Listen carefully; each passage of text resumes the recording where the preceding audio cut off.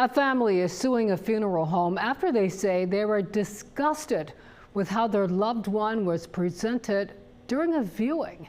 This happened back in 2022. 10 on your side's Andy Fox has the story only on 10.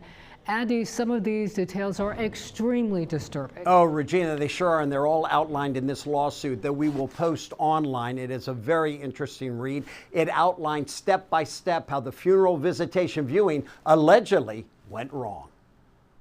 It's my understanding that he was coming off the exit and the lost control and the car hit here and flipped and landed back there. Tiffany Barnhart's nephew was Torian Williams, who died May 2nd, 2022. 7 days later, his open casket viewing here at Snelling's funeral home created such a nightmare, the family hired attorney Kevin Sharp. They provided this family with a grotesque freak show.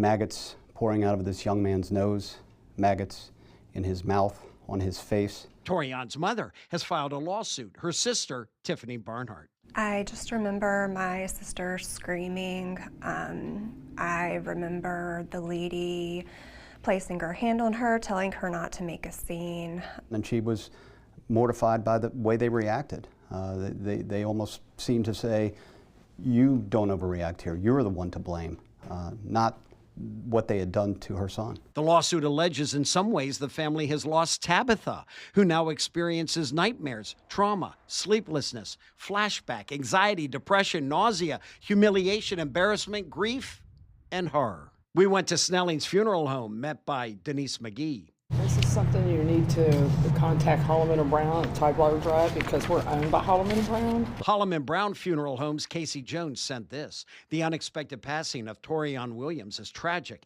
and we extend our sincere condolences to his family. However, because the events following his death are the subject of ongoing litigation, we do not believe it is appropriate to comment publicly at this time. We would have asked, how did this maggot infestation happen? Attorney Sharp thinks this will come out at trial. They received his body, and they did not properly clean and disinfect his body.